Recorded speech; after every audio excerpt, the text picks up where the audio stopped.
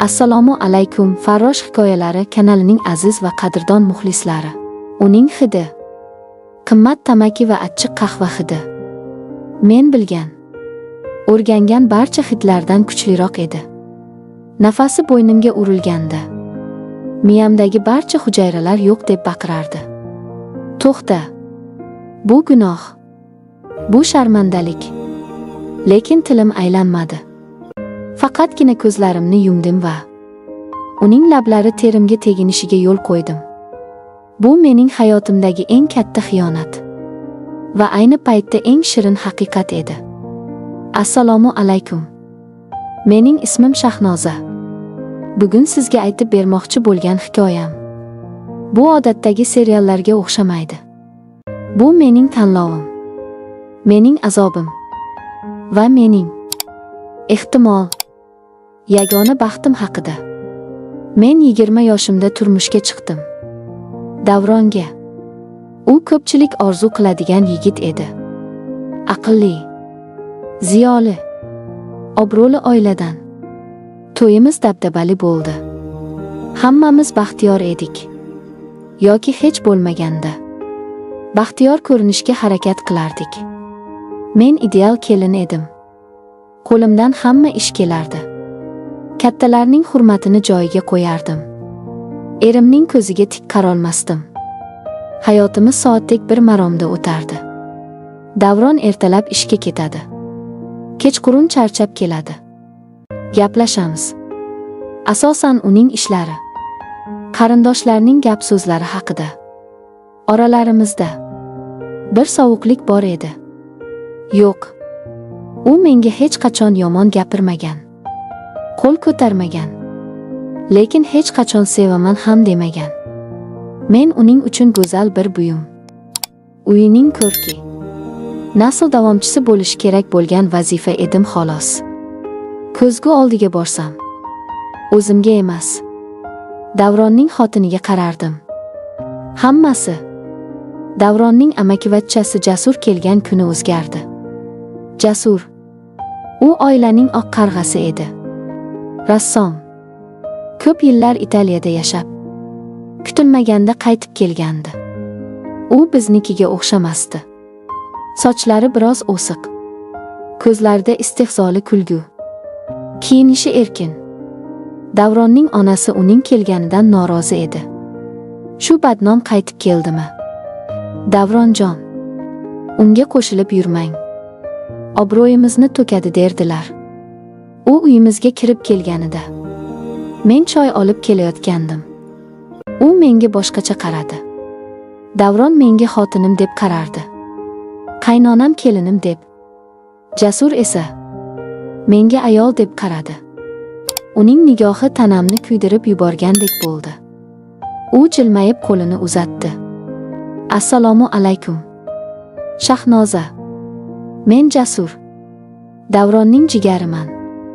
Men qo'limni tortib, yaxshimisiz? Xush kelibsiz, dedim pichirlab. Sizni ko'p eshitgandim, dedi u ko'zini uzmay. Lekin Davron sizning bu qadar go'zal ekaningizni aytmagan ekan. Men qizarib ketdim va tezda oshxonaga chiqib ketdim. O'sha kuni yuragim birinchi marta notanish bir ritmda ura boshladi. Yillar o'taverdi. Biz deyarli ko'rishmasdik. Faqat to'y ma'rakalarda uzoqdan bosh irg'ab qo'yardik. Davron bilan esa munosabatlarimiz yanada sovidi. Farzandimiz bo'lmadi. Shifokorlar ayb ikkimizda ham emasligini aytishdi. Lekin qaynonamning pichinglari yuragimni ezardi. Men o'zimni keraksiz, bo'm-bo'sh his qilardim. To'yimizning 5 yilligi. Katta ziyofat. Hamma yig'ilgan. Men charchaganman.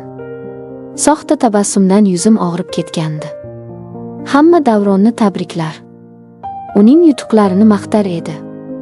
Men esa uning yonidagi chiroyli aksessuar edim. Tashqariga, hovuz bo'yiga havo olish uchun chiqdim. O'sha yerda u turardi, chekib. Bayram muborak, Shahnoza, dedi Jasur. Uning ovozi tun sukunatida g'alati eshitildi. Rahmat. Nega ichkariga kirmadingiz? U kuldi. Bunday soxtaliklarga toqatim yo'q. Hamma baxtli rolini o'ynayapti. U menga yaqinlashdi. Siz-chi? Siz ham rol o'ynayapsizmi? Men seskanib tushdim. Bu nima deganingiz?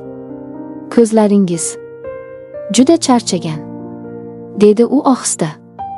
U qo'lini cho'zib, yuzimga tushgan bir tola sochimni oldi. Barmoqlari yuzimga tegib ketdi. Xuddi tok urgandek bo'ldi. Menga tegmang, dedim hansirab.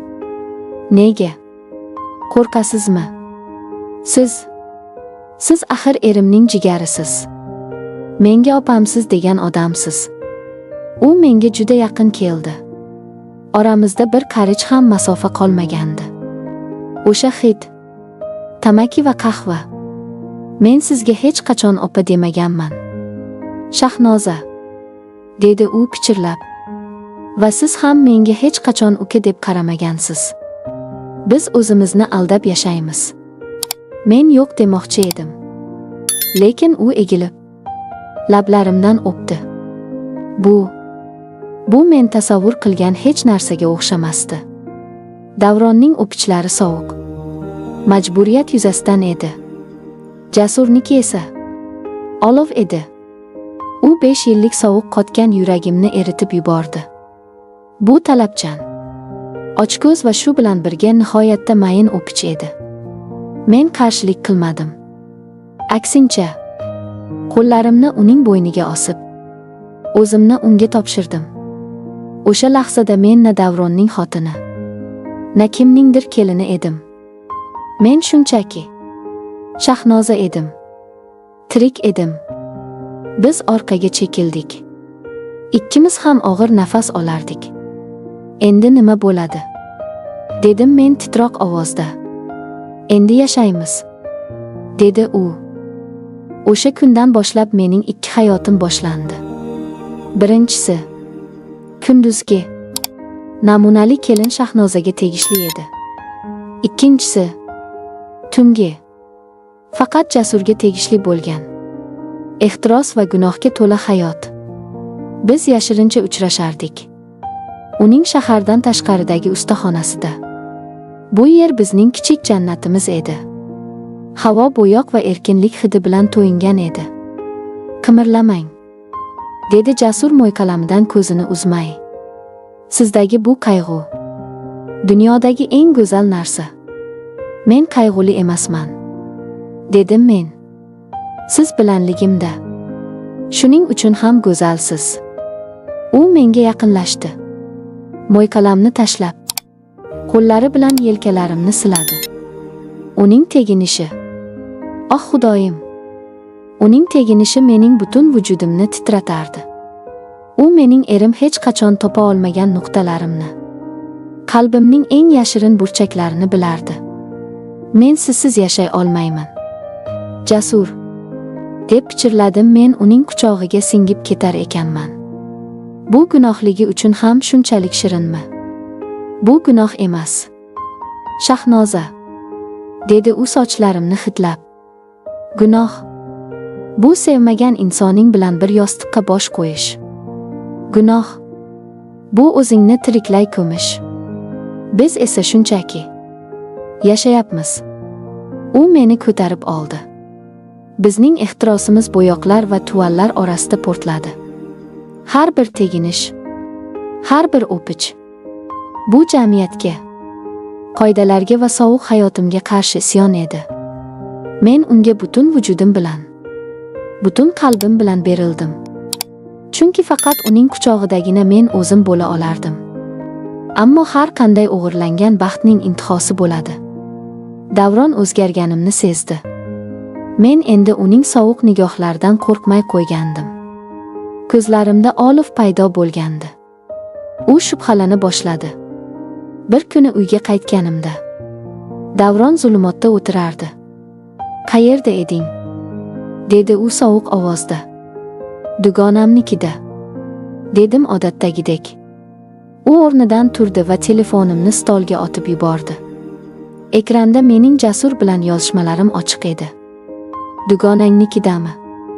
Uning baqirig'i devorlarni titratib yubordi. Mening jigarim bilan mening uyimda yashab, mening nomimni bulg'ab, o'sha iflos bilan yuribsanmi? Men jim edim. Gapir. U menga birinchi marta qo'l ko'tardi. Yuzimga tushgan tarsaki og'riqdan ko'ra ko'proq haqorat edi. Ha, dedim men dadil. Ha, chunki u menga siz hech qachon bera olmagan narsani berdi. U meni tirikligimni his qildirdi. Iflos. Shu payt Jasur kirib keldi. U qanday bilgan? Nega kelgan? Bilmayman. Unga tegma. Davron, dedi Jasur. Sen bu yerda nima qilyapsan? Yo'qol. Ikkalanging ham yo'qol. Davron stol ustidagi vazani olib Jasurga otdi. O'sha tun qiyomat bo'ldi. Ikki aka-uka. Yo'q. Ikki jigar. Men uchun bir-biri bilan yuzma-yuz keldi. Bu faqat rashk emasdi. Bu obro', oila nomusi va yillar davomida yig'ilgan alamlar jangi edi. Qarindoshlar yig'ildi. Hamma meni qoraladi. Sharmanda. Yuzimizni yerga qaratding. Erining jigari bilan qaynonamning ko'zlarida nafrat bor edi. Men senga ishonib, qizim degandim. Sen esa ilon ekansan. Yo'qol bu uydan. Davron bir chekkada singan holda o'tirardi. Uning mag'rurligi sindirilgandi. Jasur qo'limdan ushladi. Shahnoza, ketamiz. Hozir. Men Davronga qaradim. Uning ko'zlarida nafrat bo'lsa ham, iltijo ham bor edi. Qol degandek bo'lardi. Qolsam, u meni kechirishi mumkin edi. Ammo bu qanday hayot bo'lardi? Tuhmat va xorlikda o'tgan umr. Men Jasurga qaradim. Uning ko'zlarida esa faqat men bor edim. Na obro', na jamiyat. Faqat men. Men tanlovimni qildim. Biz o'sha tun hamma narsani tashlab qochdik. Ota-onam mendan voz kechdi. Meni o'ldi deb hisoblashdi. Biz boshqa shaharga keldik. Pulsiz, obro'siz, hech kimsiz. Jasur rassomchilikni tashlab, qurilishda oddiy ishchi bo'lib ishlay boshladi. Men tikuvchilik qildim. Boshida juda qiynaldik. Sovuq uylarda yashadik. Och qolgan kunlarimiz bo'ldi. O'sha dabdabali hayot, ideal kelin maqomi, hammasi bir tushdek edi. Ammo bilasizmi nima? Men hech qachon bunchalik baxtli bo'lmagandim. Har kuni ertalab uyg'onganimda yonimda o'sha hidni his qilaman. Tamaki va qahva. Endi u qimmat tamaki emas. Oddiy sigaret hidi. Lekin bu mening erkinligim hidi. Mening sevgim hidi. Biz qonuniylashtirdik. Farzandimiz yo'q. Ehtimol bo'lmas ham. Lekin bizda bir-birimiz bor. Odamlar bizni hali ham gapirishadi. O'sha erining jigariga tegib olgan ayol deyishadi. Mayli, desinlar. Ular mening ideal qafasdagi azoblarimni bilishmaydi. Ular Jasurning qalbimni qanday davolaganini bilishmaydi. Haqiqiy sevgi, u har doim ham to'g'ri, odob doirasida bo'lmas ekan. Ba'zida u eng kutilmagan, eng taqiqlangan joydan kelarkan va sen tanlashing kerak bo'larkan.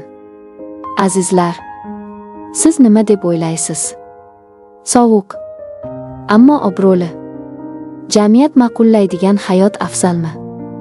Yoki hamma qoralaydigan, lekin chinakam ehtiros va mehrga to'la sevgi afzalmi? Odamlarning gapi uchun o'z baxtingizdan voz kechgan bo'larmidingiz? Fikrlaringizni izohlarda yozib qoldiring. Bu hikoya haqida nima deysiz? Kanalimizga obuna bo'ling. Videoga like bosing va bu kurash haqidagi hikoyani do'stlaringiz bilan ulashing.